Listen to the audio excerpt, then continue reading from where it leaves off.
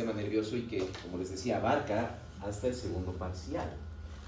Dentro de todo esto van a haber 3 pautas que les van a ayudar para mejorar sus estudios. La primera la vamos a ver hoy día.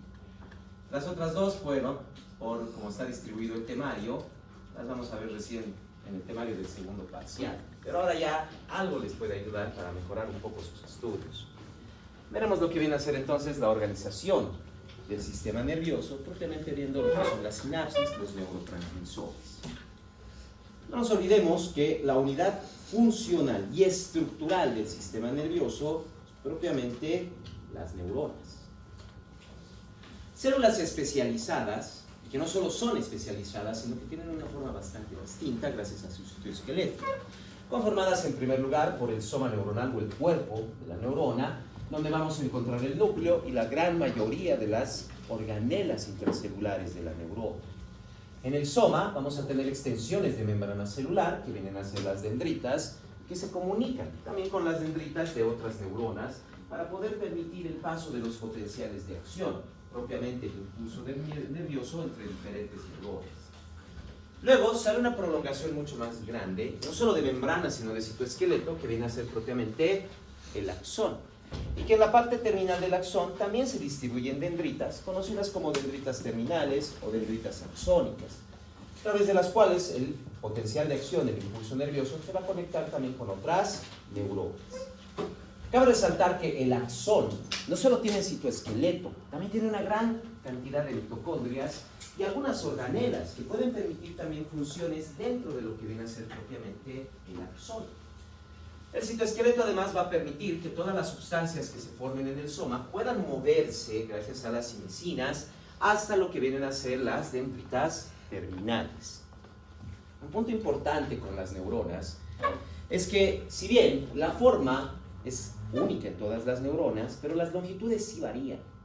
A nivel del sistema nervioso central, por ejemplo, dentro de lo que es la masa encefálica, tenemos neuronas extremadamente cortas, axones bastante cortos, milimétricos en algunos casos, y la gran mayoría son longitudes micrométricas, solo visibles ante el microscopio.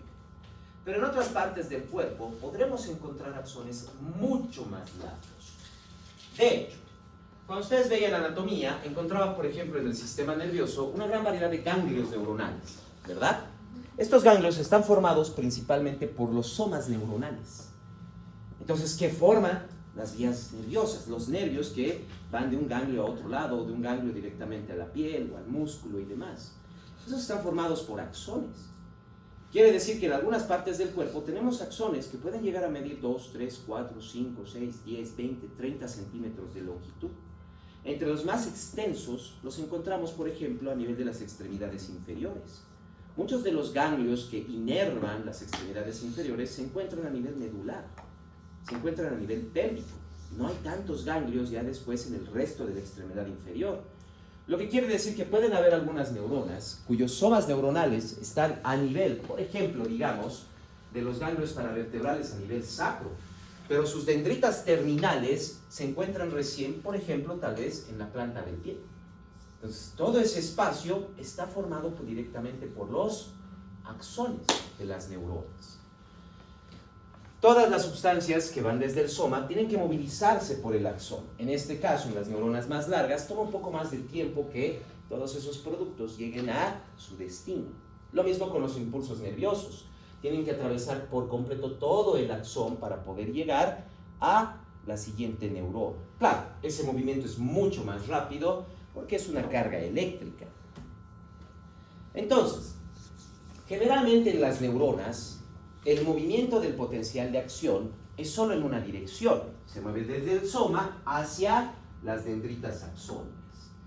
Y la forma en que se van a conectar y distribuir las neuronas es lo que va a generar entonces 2 vías de señales o de impulsos nerviosos. Una vía de ida y una vía de vuelta. Es ahí donde el sistema nervioso fisiológicamente lo separamos en 2. Anatómicamente ustedes lo han separado en sistema nervioso periférico, sistema nervioso central. Y el sistema nervioso central estaba separado en el encéfalo, el cerebelo, etcétera y demás, junto con la médula espinal. Pero fisiológicamente solo lo separamos en 2, lo que viene a ser el sistema nervioso motor y el sistema nervioso sensitivo. El sistema nervioso motor es el efector, es el que va a desarrollar todas las funciones que provienen del sistema nervioso hacia el cuerpo. Mientras que el sensitivo es el receptor, es el que le va a dar todas las señales e información del cuerpo y propiamente del exterior hacia el sistema nervioso central, llegando a veces a la médula, otras veces al tronco encefálico y en algunos casos también va a llegar directamente hasta la corteza cerebral esa información. Debido a que tenemos entonces una vía de ida al sistema nervioso y una vía de regreso. La vía de ida es la información que va a recibir el sistema nervioso del cuerpo. Funcionamiento, por ejemplo, de la presión arterial, de los niveles de oxígeno. Podemos ver inclusive funcionamiento del nivel endocrino del cuerpo. Va recibiendo información de cómo se mueve el sistema digestivo, en qué posición o en qué grado de contracción podría estar un músculo, una articulación, una extremidad, etc.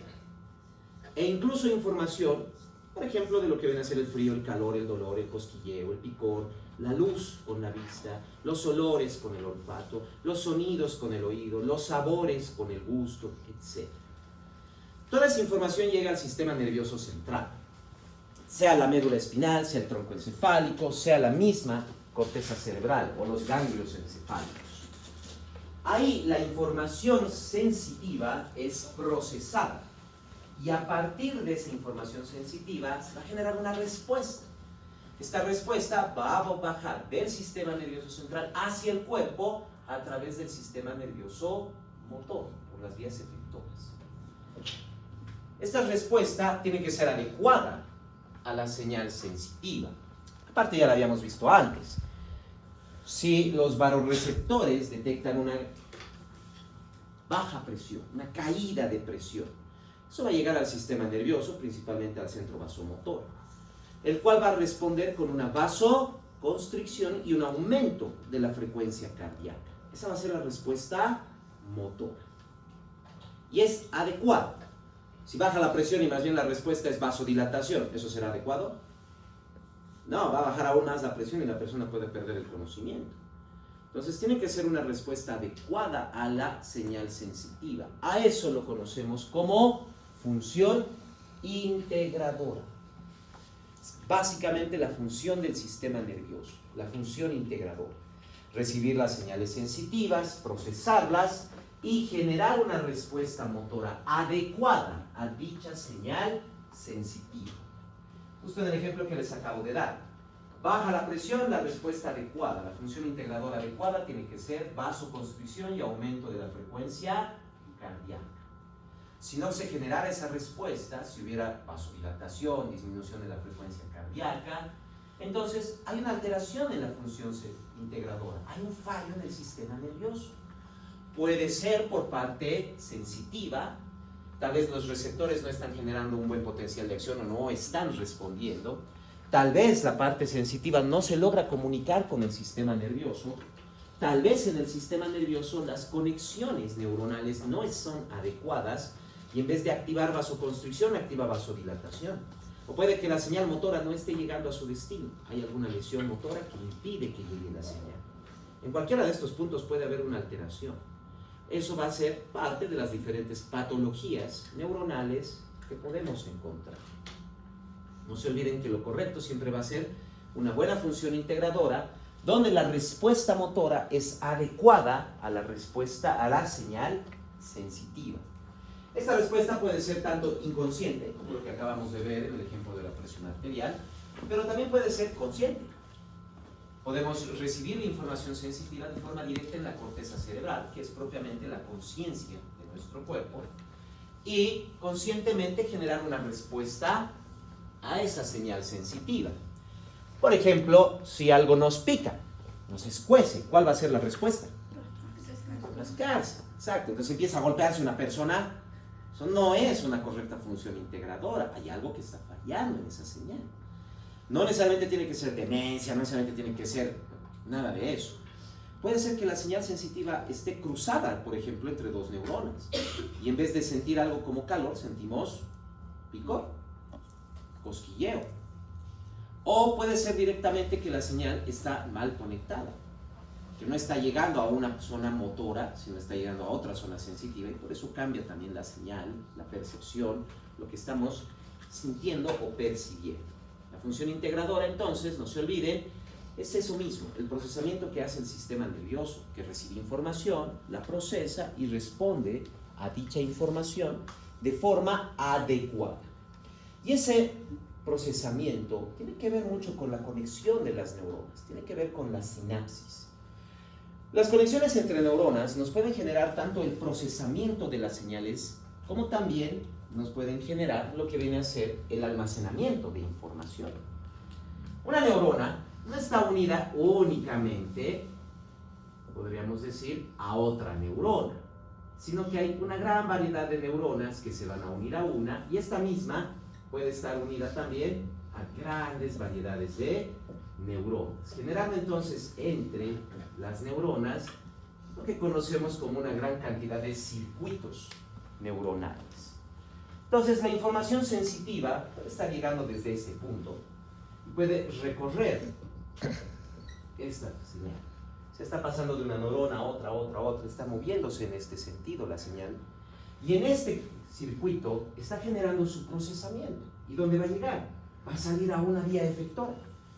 Entonces la señal sensitiva ha llegado, ha sido procesada y está siendo respondida. Se está generando una respuesta motora a esa señal sensitiva. Por otro lado, como les decía, esto también puede generar lo que es la memoria. Las neuronas pueden conectarse de diferentes formas, pueden generar circuitos grandes dependiendo de cuáles son sus funciones. Claro, ese circuito también puede ser un almacenamiento de información. A medida que viene el potencial de acción, el impulso nervioso, va marcando una vía. Esta vía es información. Claro, se puede conectar con otras neuronas, genera otro punto de información. Este también puede variar por otras neuronas y genera otro punto. Y estos circuitos van generando lo que conocemos como memoria. De hecho, la memoria no se almacena, por así decirlo, un objeto en la memoria en un solo punto, sino que se desglosa, es fragmentado. Tomemos el ejemplo de una silla. Por un lado, vamos a tener la forma. Por otro lado, vamos a encontrar su función. Y aquí podrá estar recién el nombre. Claro, aquí solo les estoy presentando 3 fragmentos, pero pueden ser muchos más. Podemos ver también el material, podemos ver también inclusive el color, si es que es necesario, etc. Entonces, un recuerdo no se almacena en un solo punto, sino que está fragmentado en varios lugares dentro del sistema nervioso. Eso ayuda también mucho en lo que viene a ser la formación de nuevos recuerdos. Porque este circuito me da lo que viene a ser una silla, su función y su forma. Esto es lo que conocían, por ejemplo, hasta que tenían 3, 4 años de edad. Luego entraron a kinder, pre-kinder, al colegio, y encontraron algo distinto.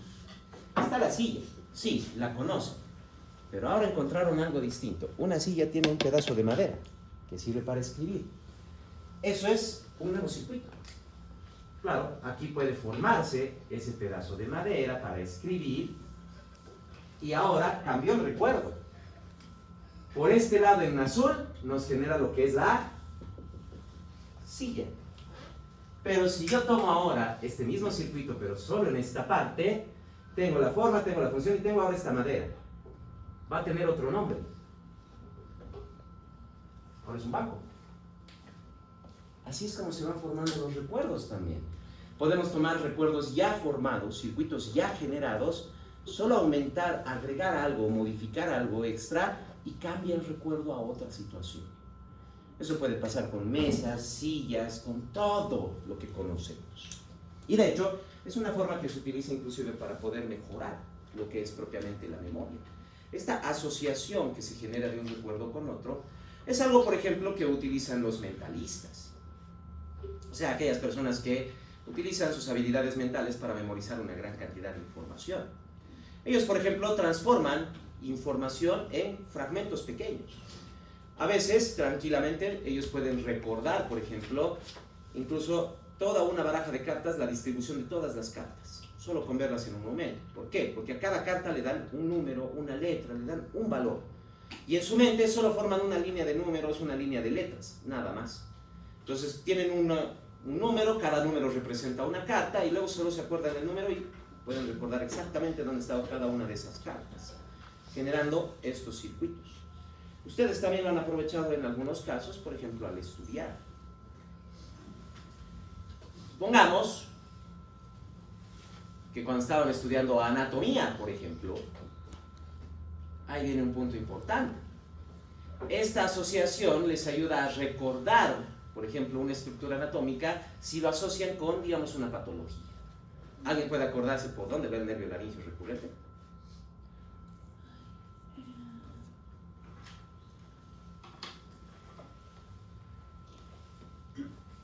¿Alguien?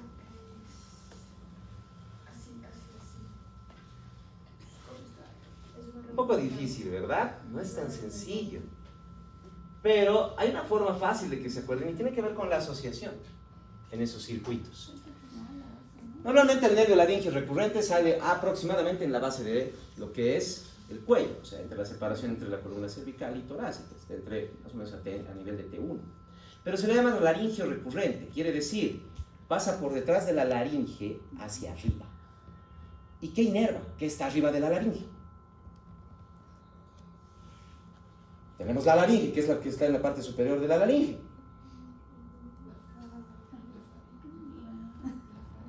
¿Y qué hace esto? Las cuerdas vocales. Ese nervio inerva las cuerdas vocales, pasa por detrás de la laringe y alrededor del cartílago tiroideo, justo a los lados, que es la glándula tiroides. Justo por detrás de la glándula tiroides pasa el nervio laringio recurrente. ¿Y por qué la importancia? Ahora sí les digo el por qué y cómo se asocia. Porque en caso de bocio, en caso de tumores o en caso de cirugías tiroideas, si no tenemos cuidado, comprimimos, lesionamos el nervio laringio recurrente y se genera parálisis de cuerdas vocales. En otras palabras, un paciente que va a tener voz ronca de por vida. Es por eso que las personas con bocio, su voz es un poco ronca, porque ya está empezando a comprimir el nervio laringio recurrente. Bien, una asociación que les va a ayudar a recordar de mejor manera. O la cuerda del tímpano. ¿Qué es la cuerda del tímpano? ¿Se acuerdan? Cuerdita, como una membrana que evitaba que la membrana se podría romper o meter más. No. Que seguro los huesitos. Oh. A la cuerda del tímpano, ese es el nombre de un vaso sanguíneo que pasa justo por detrás del tímpano. Una pequeña arteria, una pequeña ramificación de vasos craneales que inerva propiamente una sección del nervio facial dentro del temporal. ¿Por qué la importancia? Porque los cambios bruscos de temperatura a nivel del oído pueden provocar una vasoconstricción de esa arteria. Si estamos en un ambiente muy cálido y salimos a un ambiente muy frío, rápidamente va a entrar el aire frío al oído, llega al tímpano y la arteria se contrae. Irriga al nervio facial. Si ya no le llega sangre al nervio facial, se produce parálisis facial. Se han debido ver algunos casos, o escuchado algunos casos de personas que estaban en la ducha o estaban en un sauna, han salido y de repente una parte de su rostro se ha paralizado, ¿verdad? Y eso es justo por la lesión del nervio laringio, del nervio facial, por la vasoconstricción de la cuerda del tímpano. Nada más. Una lesión que no es permanente, ya que solo se trata de una vasoconstricción, sí genera una lesión, un daño, pero con el tiempo se recupera la mayoría de los pacientes. Entonces, vean, esa es una causa de parálisis facial. Estamos solo asociando, estoy haciendo uso de esos circuitos de memoria para poder generar. Y son las sinapsis las que van a permitir tanto el procesamiento como el almacenamiento de toda la información en el sistema nervioso, lo que nosotros conocemos como memoria. Como les decía, todo esto tiene que ver con toda la distribución que tenemos del sistema nervioso, donde vamos a tener las vías sensitivas que vienen de todo el cuerpo y de todo tipo de información hacia el sistema nervioso. Pero aquí no llega directo a solo una estructura. Los circuitos y las sinapsis van a distribuir esa información en diferentes puntos. La mayoría, en primer lugar, de las señales sensitivas van a subir por el tronco encefálico y en su mayoría llegan primero al tálamo y al hipotálamo. Y de aquí van a ser redistribuidos a otras partes. Algunas señales incluso pueden llegar al cerebelo, otras pueden quedarse en el bulbo raquídeo o protuberancia. Y también el tálamo mismo los va a distribuir a otros ganglios encefálicos, incluso hacia la corteza cerebral para su procesamiento cognitivo.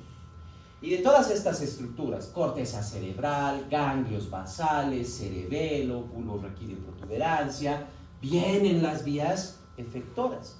Todas las vías motoras que van a generar una respuesta. Obviamente, generando la función integradora, una respuesta adecuada a esa señal sensitiva.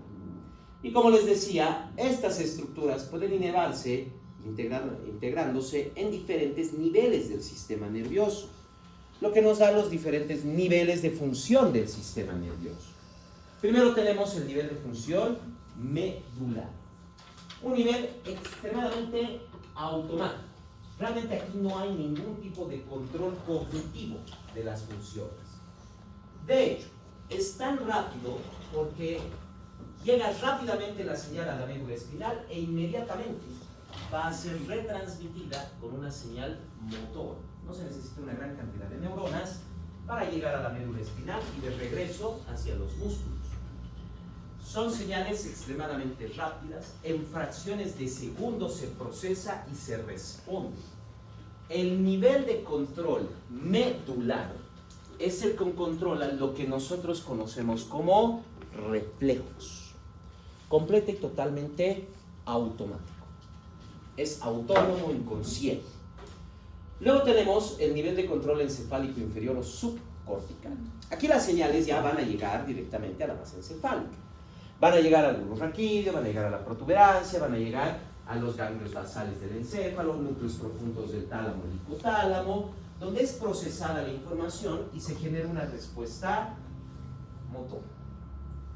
Este nivel de control cortical inferior, subcortical o encefálico inferior, prefieran, es también un nivel de control autónomo, no es consciente. La conciencia está solo en la corteza cerebral. ¿Qué funciones se regulan aquí? Por ejemplo, la presión arterial, la frecuencia respiratoria, la función renal, la función digestiva, la función endocrina. Todas esas funciones vegetativas son las que se controlan dentro del nivel encefálico inferior o subcortical. Y por último tenemos el nivel encefálico superior o cortical, donde las señales sensitivas van a llegar a la corteza cerebral. Llegan a la corteza cerebral y ahí se genera ya un control consciente, un control cognitivo consciente. Lo procesamos inclusive de forma consciente. Estoy recibiendo una señal auditiva, entonces estoy viendo frecuencia, volumen, tono. Estoy identificando incluso no solo el volumen, el tono, la frecuencia, sino también estoy viendo el patrón. O sea, eso es una palabra. ¿Qué palabra es? ¿Es el tono de voz de una persona? ¿De dónde viene ese sonido? Todo eso ya lo genero y lo proceso de forma consciente y puedo generar una respuesta motora a esa señal sensitiva. Entonces voy a tener señales sensitivas que llegan a la médula y generan reflejos, que llegan a la base del encéfalo, ganglios basales, protuberancia, etcétera, y que me van a controlar el sistema vegetativo, o llegan a la corteza cerebral, donde es procesada conscientemente y conscientemente hago una respuesta a esas informaciones. En todo punto siempre se va a generar la función integral. En todo punto. Ya cuando veamos los reflejos, por ejemplo, vamos a ver que hay una gran variedad de reflejos que genera la médula espinal. No estamos hablando solo de un reflejo como el tocar algo y levantar la mano inmediatamente. No estoy hablando de reflejos como el tropezarme y tratar de equilibrarme. La médula puede generar inclusive reflejo de enderezamiento medular, lo que hace que la médula se enderece automáticamente. Contracciones musculares que van a hacer que la columna vertebral se ponga más recta, más erguida. O inclusive la médula es la que se encarga, por ejemplo, de controlar el rascado cuando estamos inconscientes. Cuando estamos dormidos y algo nos pica, nos rascamos. Y eso es médula espinal, no es de la corteza. Nuestra corteza está apagada, estamos dormidos, estamos inconscientes. Entonces la médula espinal es la que va a estar generando ese movimiento. Diferentes niveles que todos van a generar esa función integradora. Y todo depende de qué? De la sinapsis. O sea, el paso del potencial de acción de una neurona a otra. A diferencia del músculo, que tiene sus membranas fusionadas de las células, el potencial de acción que inicia en una célula muscular se transmite a todas las células porque están fusionadas, están en contacto directo sus membranas. Pero en las neuronas no hay eso. Las neuronas no tienen una comunicación directa entre membranas celulares. Hay espacios entre las neuronas, entre las dendritas del axón o terminales y las dendritas del soma de una neurona, hay espacios con la otra. No están en una comunicación directa, entonces tiene que haber una manera de que el potencial de acción pueda saltar de una neurona hacia otra neurona. Y ahí es donde entran las sinapsis. Y tenemos dos tipos de sinapsis, la sinapsis química y la sinapsis eléctrica. En los dos tipos de sinapsis tenemos los mismos componentes, una terminal presináptica, una terminal postsináptica, quiere decir las dendritas axónicas de una neurona y las dendritas del soma de otra neurona, y entre ellas encontramos el espacio o hendidura sináptica. Lo mismo, estructuralmente hablando, es lo mismo en las dos sinapsis. Pero esa es toda la similitud, de ahí ya varía. La sinapsis eléctrica, en primer lugar, es la que tiene la hendidura o espacio sináptico más pequeño posible, incluso llegando entre los 20 a 40 angstroms de tamaño. Estas neuronas no están en contacto directo sus membranas, pero sí van a tener algo de contacto a través de los canales iónicos. Sus canales iónicos sí están en contacto, quiere decir, la membrana de una neurona, la membrana de otra. Y sus canales son los que están en contacto, no las membranas, son los canales. Entonces, cuando viene un potencial de acción, ya sabemos que eso se genera gracias a la apertura de canales iónicos que van a permitir el flujo de sodio y de potasio para generar la despolarización y repolarización. Entonces, ¿cómo funciona la sinapsis eléctrica? Cuando se abre el canal iónico de una membrana, inmediatamente, y como están en contacto los canales iónicos, se abre el canal iónico de la otra membrana, lo que permite entonces el paso del potencial de acción. Y cabe resaltar algo importante: la sinapsis eléctrica es bidireccional. Porque si viene el potencial de acción por la terminal presináptica, me va a abrir los canales iónicos de la terminal postsináptica y la despolariza. Y si viene el potencial de acción por la terminal postsináptica, igual me va a abrir los canales iónicos de la terminal presináptica y va a despolarizarse. Entonces la sinapsis eléctrica es bidireccional. El potencial de acción puede ir en cualquiera de los dos sentidos. Otra característica que tiene es que esto es rápido, porque solo tiene que abrirse un canal iónico. Viene el potencial de acción, abrió canales iónicos, pasó el potencial de acción. No se necesita nada más. Es una sinapsis extremadamente rápida y es bidireccional. Solo la encontramos en un lugar. La sinapsis eléctrica solo se encuentra a nivel de la vista. Todo lo que viene a ser desde la retina hasta el lóbulo occipital son las vías visuales, y todo eso son sinapsis eléctricas. Son extremadamente rápidas. Es por eso que cualquier cambio de luz, incluso solo con abrir los ojos, ya vemos, porque inmediatamente se genera el potencial de acción y rápidamente llega al sistema nervioso. Y claro, tiene la capacidad de que cualquier potencial de acción que se genere en un punto puede llegar también directamente hacia el ojo. Claro que ahí no tiene una función, por así decirla, para procesar esa información. Entonces no nos da una señal, no nos da mayor vista. Pero es el único lugar donde encontramos las sinapsis eléctricas. El resto del funcionamiento del sistema nervioso, incluso la parte cognitiva, la parte de reflejos, todo lo demás, son sinapsis químicas. ¿Y cómo funciona una sinapsis química entonces? Bueno, en primer lugar, el potencial de acción va a venir a través de la terminal presináptica. Lo mismo que con la sinapsis eléctrica, pero hasta ahí es toda la similitud. Se conoce como sinapsis química porque, en primero, la hendidura o espacio sináptico es por lo menos 10 veces más grande que en la sinapsis eléctrica. Aquí estaba entre 20 a 40 Armstrong, aquí estamos hablando de entre 200 a 300 Armstrongs. Es alrededor de 10 veces más grande el espacio. Por lo tanto, no pueden estar en comunicación los canales iónicos. Se necesita entonces la liberación de sustancias químicas para poder generar el paso del potencial de acción. Por eso se lo denomina como sinapsis química. La terminal presináptica en la sinapsis química presenta vesículas sinápticas, que no son nada más que vesículas secretoras. Estas vesículas provienen desde el soma de la neurona, donde se encuentran los ribosomas, el aparato de Golgi, y donde se van a procesar sustancias químicas formando estos químicos que van a poder generar el paso del potencial de acción, conocidos como neurotransmisores, llamados de esa manera porque justamente generan la transmisión del potencial de acción de una neurona hacia otra. Entonces, las vesículas secretoras con los neurotransmisores se van a acumular a nivel de la dendrita en lo que viene a ser la terminal presináptica. Va a llegar el potencial de acción y ahí encontramos canales de calcio. Ya lo conocemos. Siempre que ingresa calcio a una célula que tiene vesículas, estas se unen a su membrana y liberan su contenido. Entonces, el potencial de acción neuronal me va a abrir el canal de calcio, permitiendo la entrada de calcio dentro de la dendrita, dentro de la terminal presináptica, provocando que la vesícula se una a su membrana y libere el neurotransmisor a la hendidura sináptica, al espacio sináptico. Una vez presente en la hendidura o espacio sináptico, en la terminal posináptica, en su membrana, hay receptores para ese neurotransmisor.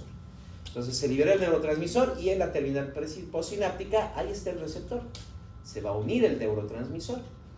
Los receptores funcionan solo de dos maneras. Estos receptores celulares solo pueden ser de dos tipos: ionotrópicos y metabotrópicos. El ionotrópico, ¿a qué se refiere? Un receptor ionotrópico es aquel que está unido al canal iónico. Entonces, una vez que se une el neurotransmisor, se abre el canal iónico y se mueve un ion. O sea, se genera despolarización. O puede ser metabotrópico. El receptor metabotrópico no está unido, ese receptor, a un canal iónico. Está unido a una vía enzimática. Está unido a enzimas. Como lo que tenemos aquí, por ejemplo, que viene a ser propiamente la proteína G.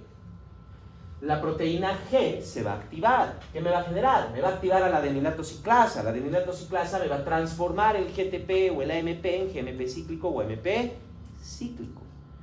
Y a partir de esta sustancia, de lo que viene a ser el GMP cíclico, el AMP cíclico u otras, recién se generan las funciones. Me podría abrir canal iónico, me podría aumentar funciones metabólicas en la célula. A esa sustancia la conocemos con el nombre de segundo mensajero.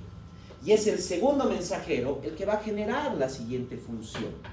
Ya sea un potencial de acción, ya sea otra función como por ejemplo aumento del metabolismo en la célula, disminución del metabolismo en la célula, diferentes situaciones que me pueden generar esos segundos mensajeros. Y de esa manera se genera el paso del potencial de acción. Y claro, hay una gran variedad de diferentes tipos de sustancias que funcionan como neurotransmisores.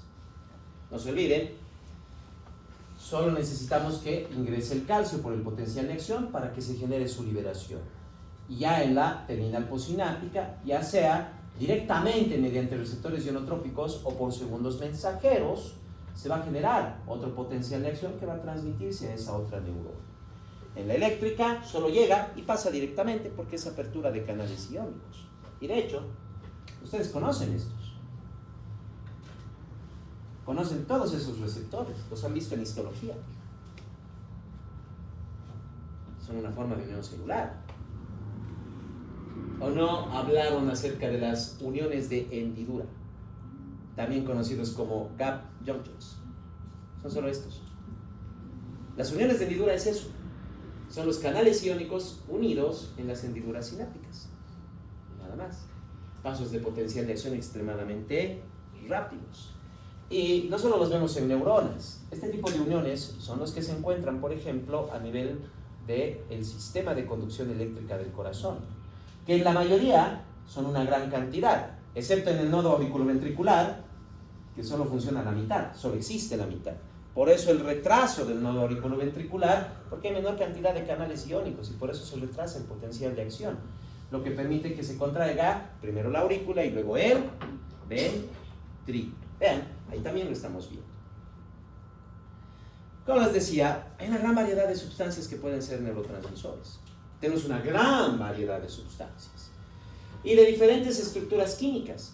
La clase 1 son las colinérgicos, ahí tenemos la acetilcolina. La clase 2 son las aminas, donde encontramos la noradrenalina, que es la normal del cuerpo, la adrenalina, que es la sintética, la dopamina, la serotonina, la histamina. Clase 3 son aminoácidos. Ahí tenemos el ácido gamma-aminobutírico, también conocido como GABA, la glicina, el glutamato, el aspartato. Los clase 4, ahí están los gases como el óxido nítrico. Pueden ser hormonas liberadoras hipotalámicas, péptidos, como la hormona liberadora de tirotropina, la hormona liberadora de hormona luteinizante o la somatostatina, que inhibe la liberación de hormona de crecimiento. Pueden ser péptidos hipoficiarios. Ahí tenemos la hormona adrenocorticotropa o ACTH, las beta-endorfinas, la hormona de estimulación de los melanocitos alfa, la prolactina, la hormona luteinizante, la tirotropina, la hormona de crecimiento, la vasopresina, también conocida como hormona antidiurética, o inclusive la oxitocina. Péptidos que actúan sobre el intestino y el encéfalo, sí. Algunos péptidos que vienen de lo que es el sistema digestivo pueden afectar en el sistema nervioso modificando la sinapsis. Encontramos la leucina encefalina, la metionina encefalina, la sustancia P.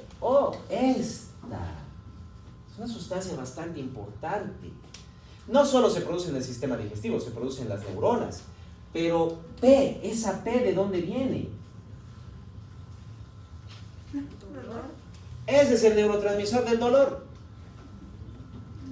Las vías neuronales que transmiten la señal conocida como dolor utilizan ese neurotransmisor. Siempre que se libera, hay dolor. De hecho, ¿conocen la fibromialgia? La fibromialgia, ya hasta hace algún tiempo, se pensaba que la fibromialgia era una patología crónica que provocaba ya sea la inflamación o el daño microscópico a nivel de lo que vienen a ser los músculos y tendones. No hay nada de eso. Los estudios han demostrado que los músculos y tendones están intactos, no se genera ningún daño, ni siquiera a nivel molecular. Entonces, ¿qué se descubrió? Que cuando la persona con fibromialgia está en dolor extremo, su cerebro está nadando en sustancia P. Se saca una muestra de líquido cefalorraquídeo en el momento de dolor extremo de la persona con fibromialgia y el líquido cefalorraquídeo está saturado de sustancia P. Resulta que es una neuralgia. Por algún motivo se libera gran cantidad de sustancia P, lo que provoca la sensación de dolor. Eso es la fibromialgia. Luego tenemos la gastrina, la colecistocinina. Claro, tienen funciones digestivas. La gastrina estimula la liberación de ácido gástrico. La colecistocinina es la que modifica la función de la vesícula biliar para la secreción de bilis. Pero también tienen función dentro del sistema nervioso. Y de hecho, la colecistocinina actúa sobre el sistema nervioso inhibiendo el hambre. Péptido intestinal vasoactivo, factor de crecimiento nervioso, el factor neutrófico derivado del cerebro, la neurotensina, la insulina, el glucagón, tienen funciones dentro de los sistemas del sistema nervioso como neurotransmisores, no solo como hormonas a nivel endocrino. Procedentes de otros tejidos, tenemos la angiotensina 2, la bradicinina, la carnosina, los péptidos del sueño, derivados principalmente también de la serotonina y también del triptófano, que vienen de ese aminoácido, o incluso la calcitonina. De todos estos neurotransmisores, pero los más importantes que en este momento tenemos que ver, estudiarlos, son la acetilcolina, la noradrenalina y adrenalina, que es el sintético, la dopamina, la serotonina, el ácido gamma-aminobutírico, la glicina, el glutamato y el óxido nítrico. Esos 8 son nuestros principales neurotransmisores que tenemos que ver ahora y qué funciones generan.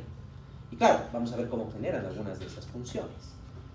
En primer lugar, tanto la acetilcolina como la noradrenalina, a nivel del sistema nervioso central, funcionan principalmente como estimuladores. Tanto la acetilcolina como la noradrenalina actúan directamente sobre la sinapsis química, abriendo canales de sodio en la terminal postsináptica. O sea, recuerden lo que habíamos visto con la acetilcolina en el músculo, ¿verdad? En la placa motora, la acetilcolina actúa sobre los receptores de sodio, abriéndolos y despolarizando el músculo, lo que genera la despolarización y potencial de acción muscular, que eventualmente genera contracción muscular. Lo mismo pasa aquí. Tanto la acetilcolina como la noradrenalina me van a abrir mediante receptores ionotrópicos canales de sodio, despolarizando entonces la terminal postsináptica. Son por eso estimuladores, abriendo canales de sodio. La dopamina, por otro lado, la dopamina es el principal inhibidor del sistema nervioso, pero no lo hace cerrando canales de sodio. La dopamina actúa directamente abriendo canales de cloro en la terminal postsináptica. A este nivel. Si yo abro los canales de cloro en la terminal postsináptica, no nos olvidemos que el cloro está en mayor cantidad en el intracelular que en el intracelular. Entonces el cloro va a ingresar. Pero el cloro tiene una carga negativa. Entonces está dejando carga positiva porque desaparece la carga negativa del líquido extracelular y más bien está introduciendo a la célula carga negativa. Ya sabemos que en la neurona el potencial es de menos 90 milivoltios. Lo que quiere decir que provoca que ese potencial se vuelva de menos 100, menos 110. Está alejando el potencial de membrana del umbral, inhibiendo el potencial de acción. La dopamina es un inhibidor y es el principal inhibidor del sistema nervioso. Luego tenemos el glutamato y la glicina. Vamos a ver eso, no se preocupen. No estoy yendo en orden. Luego tenemos el glutamato y la glicina, dos aminoácidos.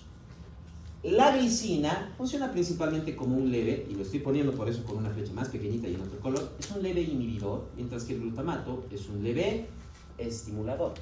Ojo, tanto la glicina como el glutamato no funcionan directamente abriendo o cerrando canales iónicos. La glicina y el glutamato funcionan de forma metabólica. Si consumimos alimentos con bastante cantidad de glutamato, por ejemplo, el metabolismo del glutamato dentro de las células provoca que el medio interno de las células se vuelva un poco menos negativo. O sea, me facilita la formación de potenciales de acción. La glicina es lo contrario. La glicina más bien su metabolismo genera que el líquido intracelular se vuelva un poco más negativo. Me dificulta un poco la formación de potenciales. Por sí solos, tanto la glicina como el glutamato no van a generar un potencial de acción o inhibir directamente un potencial de acción como lo harían la acetilcolina, la noradrenalina o la dopamina, sino que coadyuvan. Supongamos de esta manera. El nivel de actividad, digamos, de la acetilcolina solo es de 10. Ahora, si mi paciente ha consumido alimentos con glutamato, esa activación puede subir a 12. Y si ha consumido alimentos con glicina, esa activación no va a pasar de 8. Esa es la modificación. En otras palabras, la glicina es un inhibidor, el glutamato es un estimulador, pero no por sí solos y de forma directa. Coadyuvan en las funciones o modifican las funciones de los tres principales neurotransmisores, de lo que viene a ser la acetilcolina, la noradrenalina y la dopamina. Por otro lado, ¿qué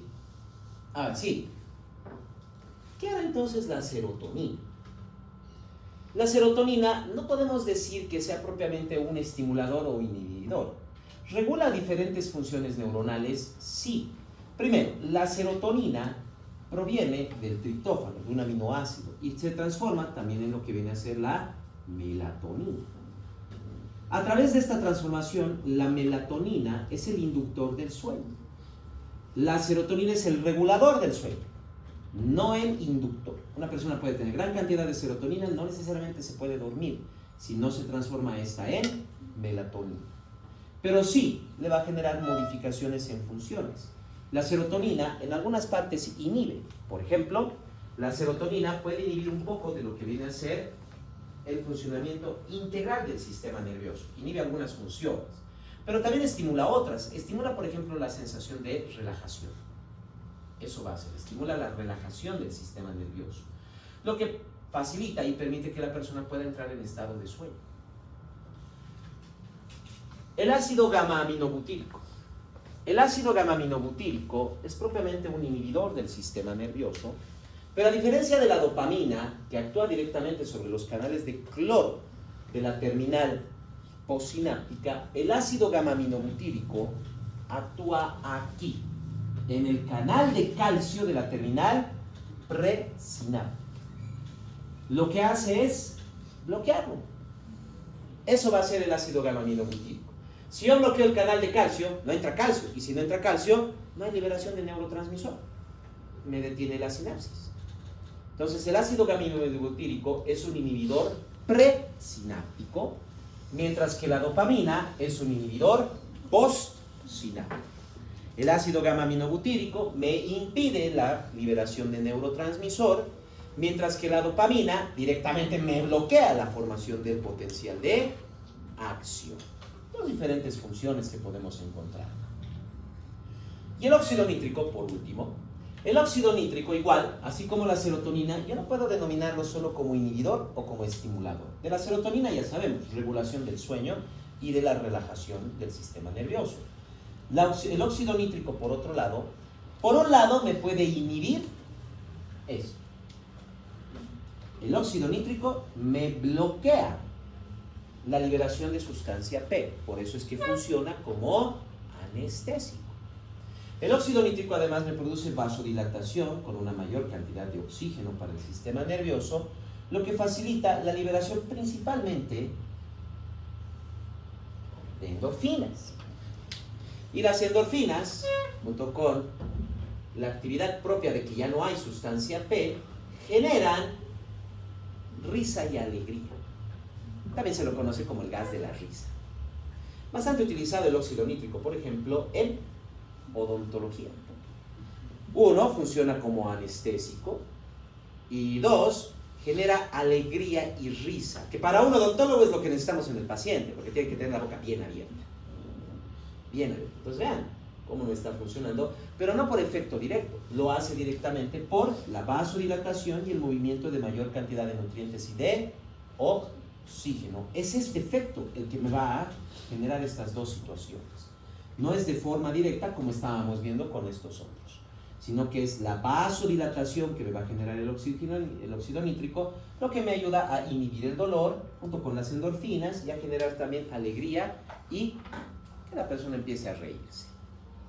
No solo van a actuar, como acabamos de ver con el caso del óxido nítrico y la serotonina, muchos de estos neurotransmisores no solo actúan en función del potencial de acción, sino que a medida que van generando esas funciones, esas modificaciones, los neurotransmisores también afectan partes del sistema nervioso central, como lo que es el sistema límbico. El sistema límbico, o sea, el sistema limítrofe, es el que regula las emociones del cuerpo. Lo que quiere decir que muchos de estos neurotransmisores no solo tienen una función como estimulador o inhibidor, tienen también funciones de regulación emocional. De hecho, la dopamina es el neurotransmisor que está relacionado con lo que viene a ser el amor. ¿Qué acabo de decirles? La dopamina es un inhibidor, ¿verdad? Y se libera gran dopamina cuando una persona está enamorada. ¿Qué quiere decir? A ver si ya no se ha dado cuenta. ¿Qué quiere decir?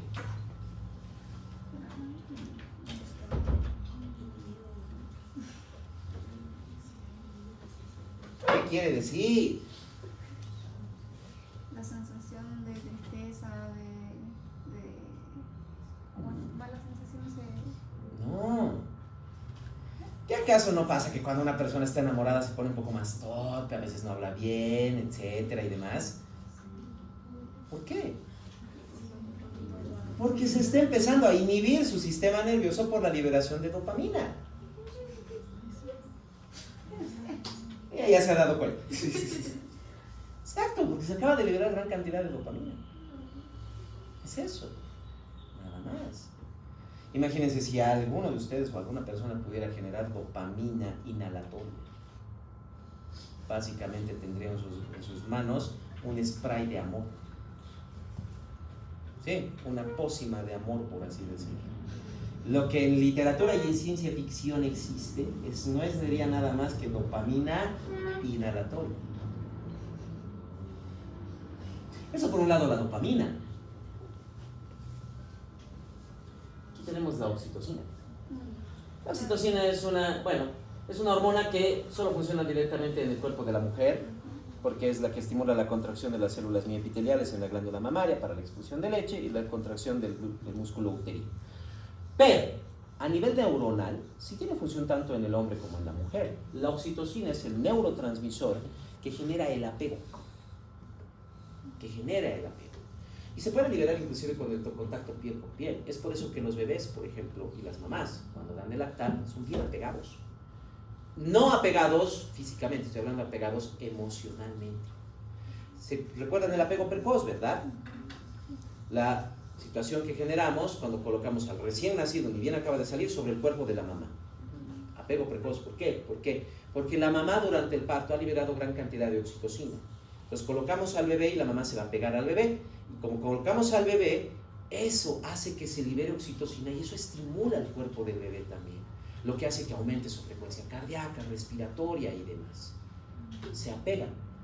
Entonces, la oxitocina, imagínense oxitocina más dopamina. Peor aún, ¿no? Peor aún, ¿verdad? Estén intentando cosas locas en química. Es difícil generar dopamina sintética. Peor aún, casi imposible generar dopamina inhalatoria. Pero ahí solo estamos hablando de nuevos neurotransmisores. No se olviden que ya estábamos viendo aquí la sustancia P, que es la del dolor, la colecistocinina, que inhibe por completo el apetito. Pero también hay otro opuesto, que viene del sistema nervioso, la grelina.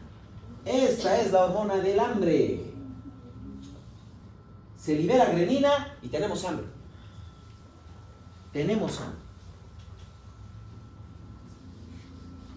Entonces, no solo los neurotransmisores, no solo van a estimular o inhibir funciones neuronales, tienen la capacidad también de, como tenemos en el sistema nervioso, el sistema límbico, que es el de las emociones, estos mismos neurotransmisores modifican también las emociones.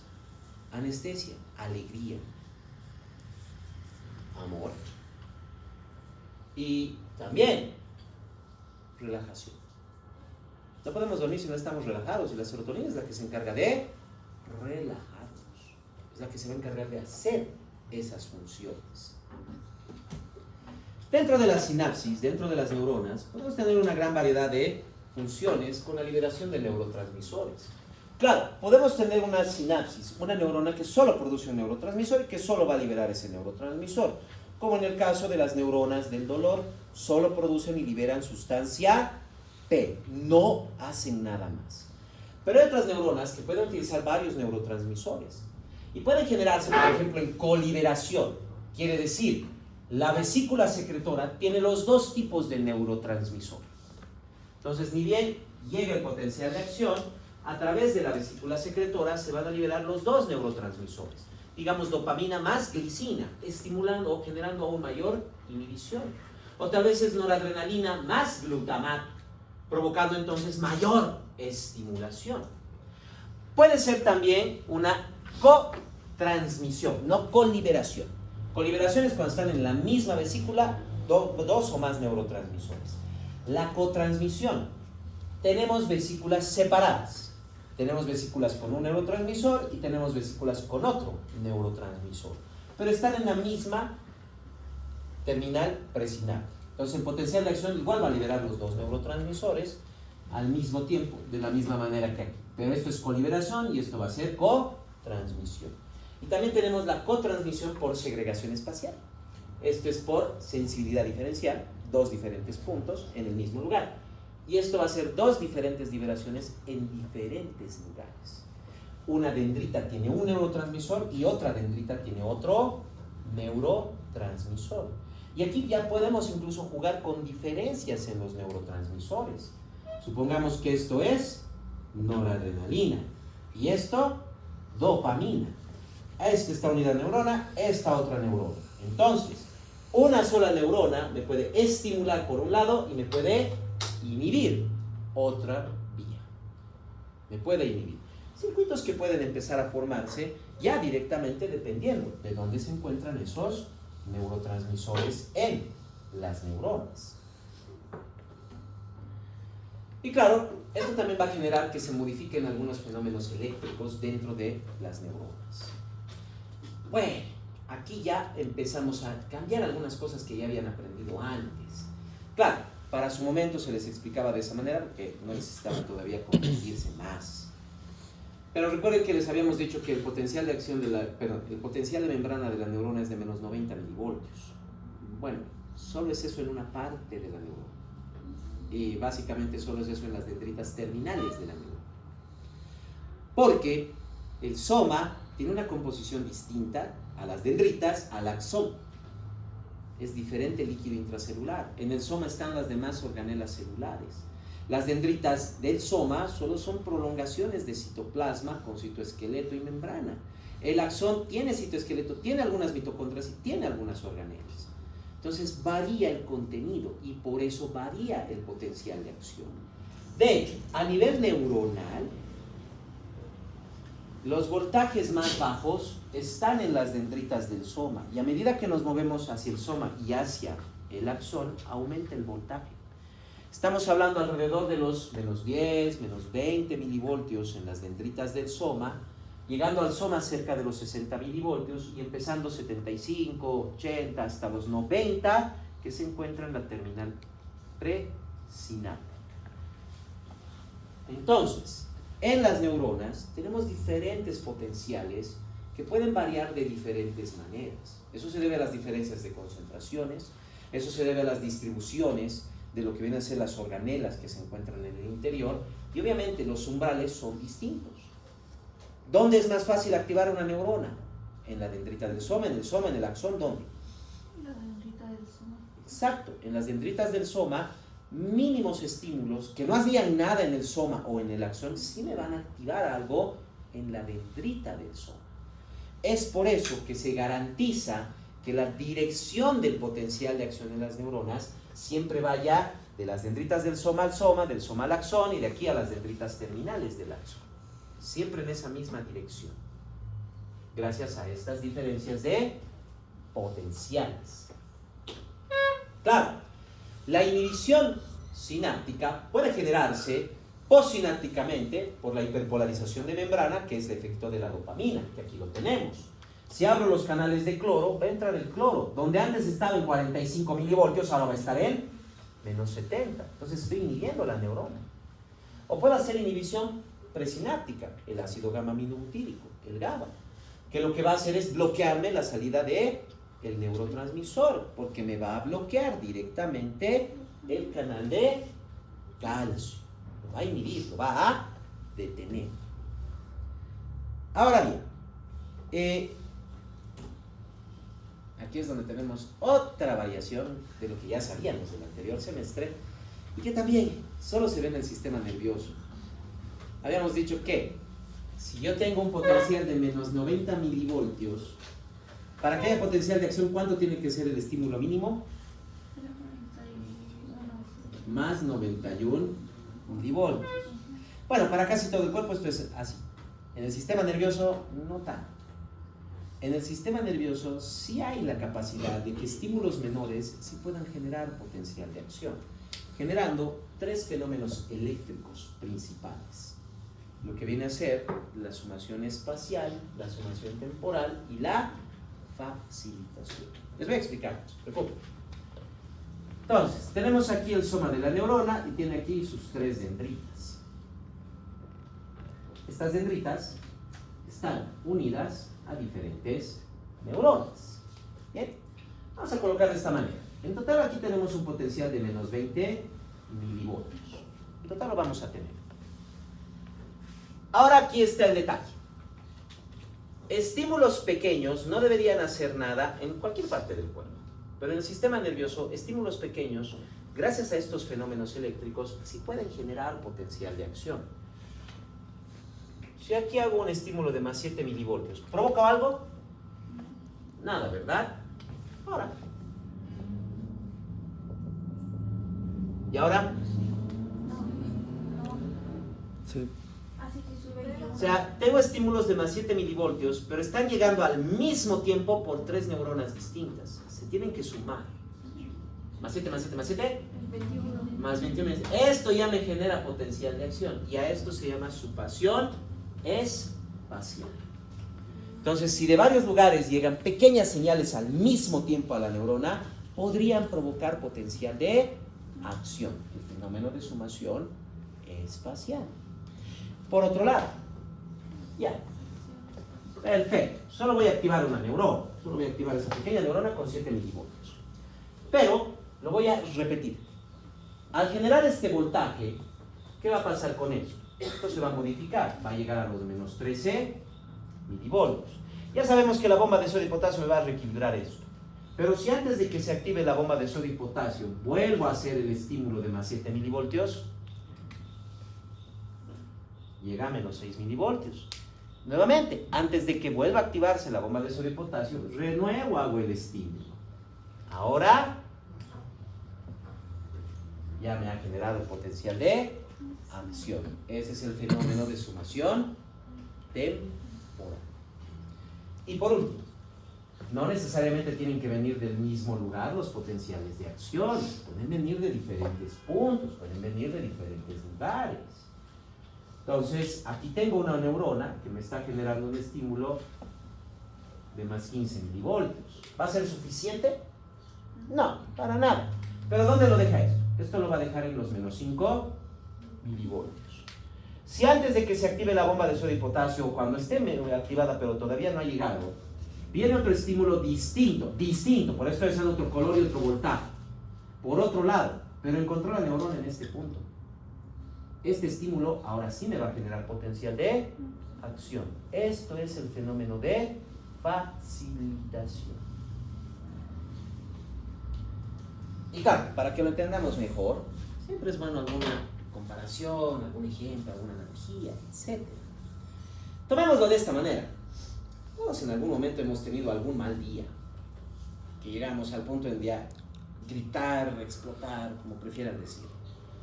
Entonces, tengo una persona que está en su mal día. Y al mismo tiempo vienen 4 o 5 personas y le piden algo. Le dicen, necesito que hagas esto, por favor haz esto, anda a traer esto. ¿Qué va a pasar? Esa persona va a explotar, va a gritar. Eso es sumación espacial, porque vienen varias personas al mismo tiempo a decirle algo. Bien, tenemos la misma persona en su mal día. Ya no vienen varias personas, va a venir solo una, pero todo el rato va a estar, haz esto, necesito que hagas esto, voy a hacer esto, todo el rato. Va a llegar al punto en que va a gritar, va a explotar. Eso es sumación temporal. Ahora, tenemos esa persona que está en su mal día. Vino una persona, le habló, le irritó, etcétera, se fue. No llegó a hacerle explotar. Luego viene otra persona que no tiene nada que ver en el asunto y apenas le ha rozado el hombro, ya explotó la persona. Eso es facilitación. Eso es facilitación. Eso como una analogía, pero también lo podemos ver, por ejemplo, con señales sensitivas. Claro, podemos tener, como es sistema nervioso, no solo esto funciona para activar una neurona, esto puede funcionar en lo que viene a ser la intensidad del dolor, por ejemplo. Entonces, si me pincho una vez, ¿cuánto va a ser el dolor? Aquí. Si tomo 20 agujas y las pincho al mismo tiempo, ¿cuánto va a ser el dolor? Sumación espacial. Si tomo una sola aguja y pincho a cada rato, igual aumenta el dolor. Sumación temporal. Ahora, supongamos que solo he estado un tiempo bajo el sol, no me he quemado, pero está un poco irritada mi piel. No ha llegado a generar dolor, pero tomo la aguja y pincho. Es más fuerte el dolor, ¿por qué? Porque la zona está facilitada. Vean, tanto en analogía como en ejemplo sensitivo tenemos estas mismas funciones.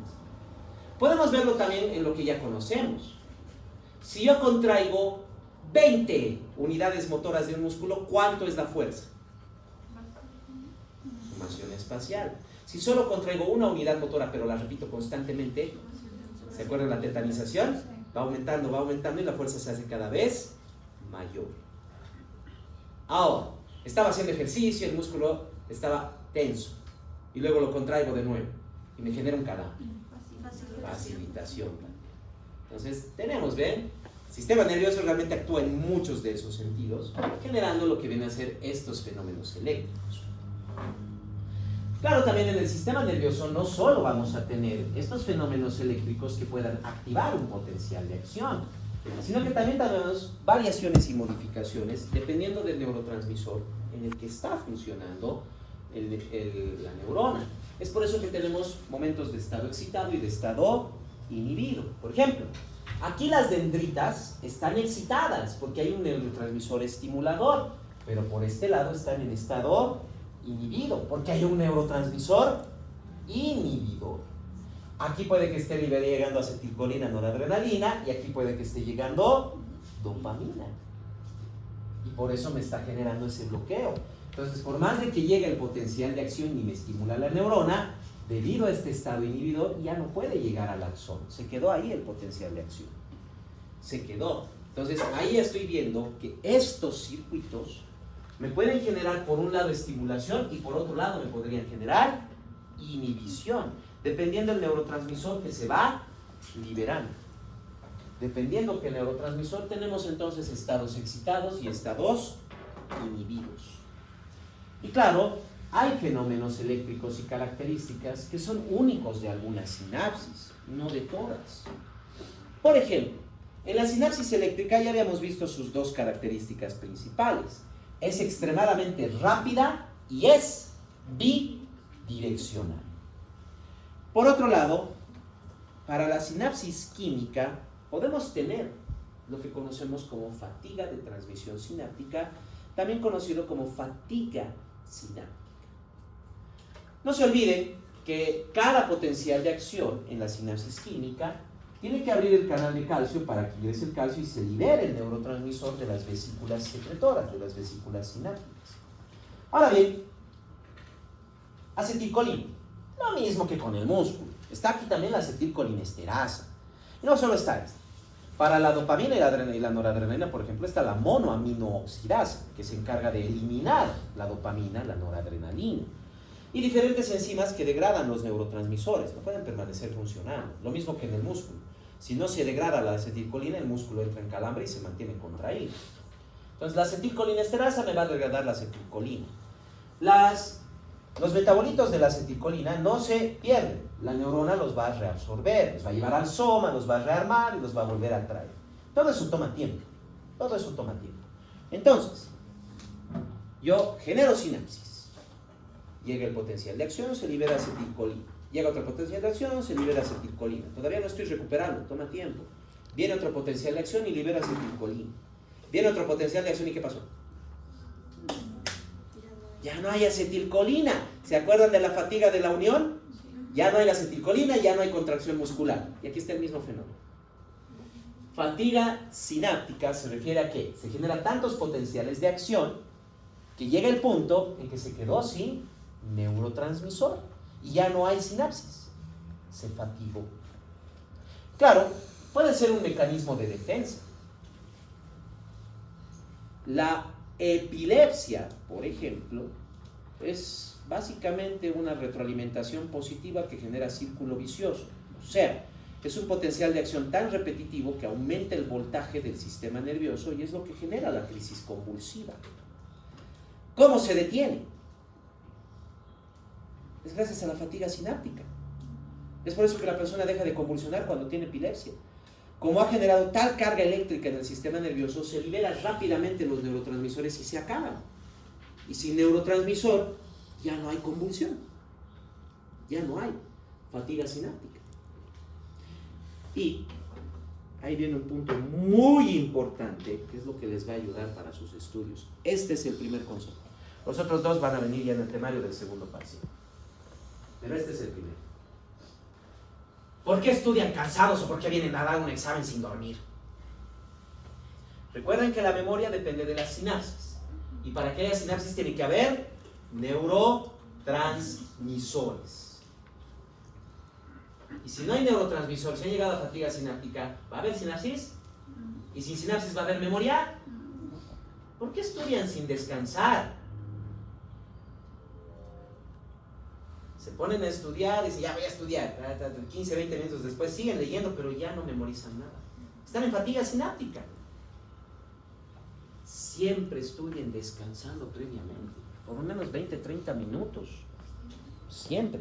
Si alguna vez se han despertado en la madrugada, 2, 3 de la mañana y se han puesto a estudiar, estoy seguro que les ha ido mucho mejor. Porque acaban de despertar, de recuperar gran cantidad de neurotransmisores. Y, consiguientemente, nunca vayan a dar un examen sin descansar. ¿Alguna vez les ha pasado que han entrado al examen, han puesto su nombre y su mente en blanco?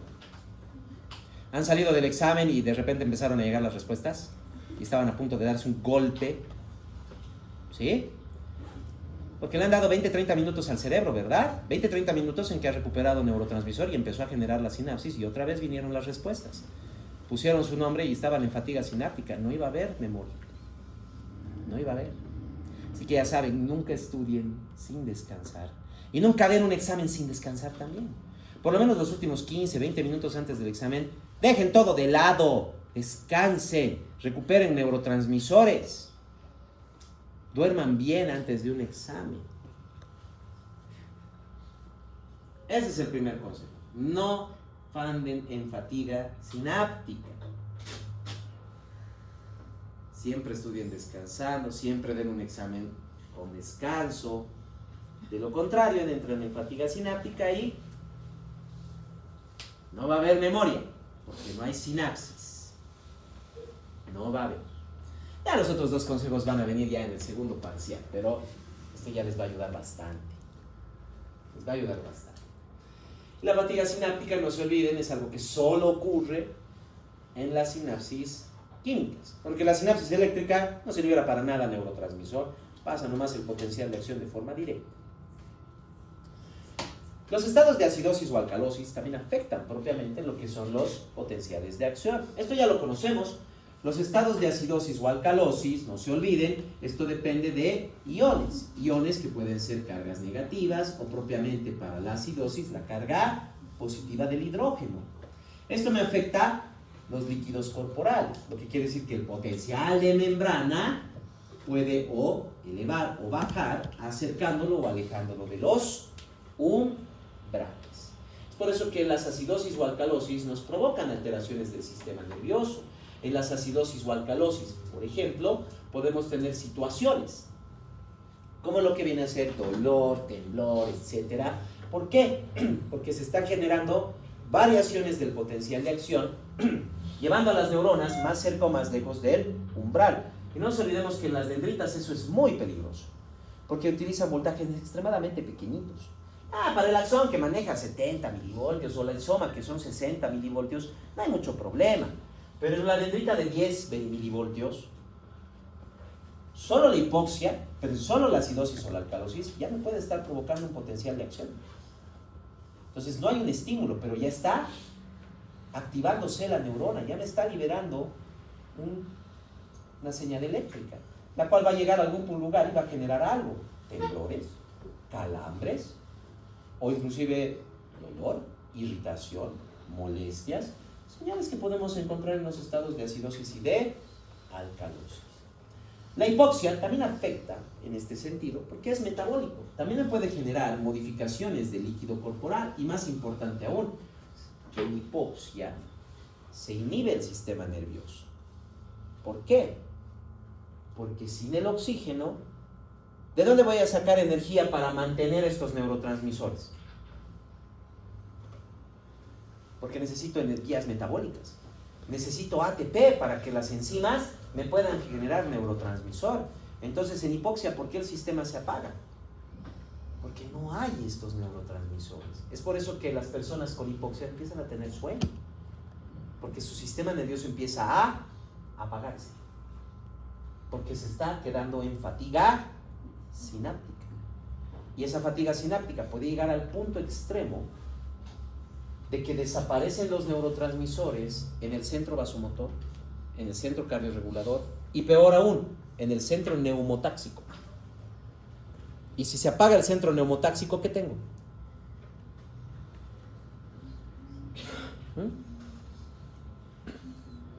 Paro respiratorio. Paro respiratorio. ¿No saben que el centro neumotáxico es el que se encarga de regular la respiración? Exacto. ¿Y dónde hemos visto eso? No solo en hipoxia, no solo en acidosis o alcalosis. Estoy hablando de fatiga sináptica. Ha habido streamers que han muerto después de estar 24, 48, 36, 72 horas en directo sin parar. ¿Verdad? Han habido streamers que han estado, digamos, en una maratón de 72 horas de transmisión y de repente todos lo vieron, ¿qué?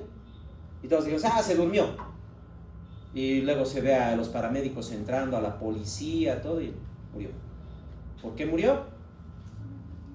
Porque sus ganglios basales, centro neumotáxico, centro vasomotor, llegaron a fatiga sináptica. Y ya no había nada.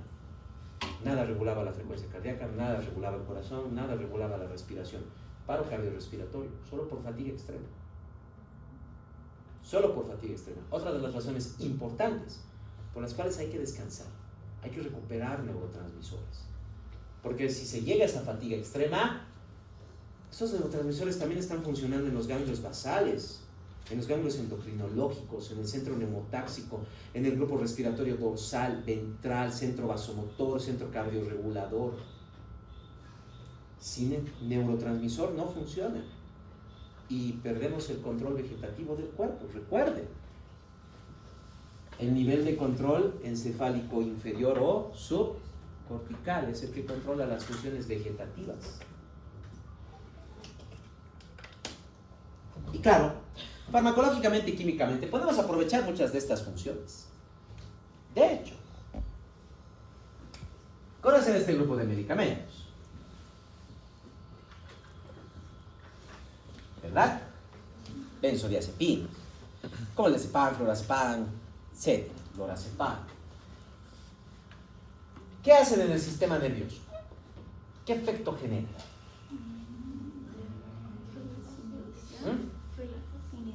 Inhibición, ¿verdad? Las benzodiazepinas lo que me hacen es sensibilizar el receptor de GABA. O sea, donde 10 unidades de GABA me inhibían, digamos, 20 neuronas, esas 10 unidades de GABA ahora me inhiben 30 o 40 neuronas. Porque su receptor se sensibiliza. Se va a sensibilizar. Entonces me está generando inhibición presináptica. Ahora entienden el peligro de utilizar benzodiazepina con alcohol. El alcohol también inhibe el sistema nervioso. Es un inhibidor postsináptico. Y si yo le aumento la benzodiazepina, que es un inhibidor presináptico, ¿qué acabamos de ver? La fatiga sináptica me puede provocar la muerte de un paciente, porque no va a haber funcionamiento del centro cardiorregulador, zona vasomotora, centro neumotáxico. Y lo mismo me puede pasar aquí. Porque puede llegar a una concentración tal de alcohol y benzodiazepina que me bloquea todos los potenciales de acción neuronales, incluyendo los vegetativos, provocando la muerte del paciente. Un paro cardiorrespiratorio por exceso de benzodiazepina con alcohol. Con alcohol. Entonces las benzodiazepinas actúan ahí. Son medicamentos.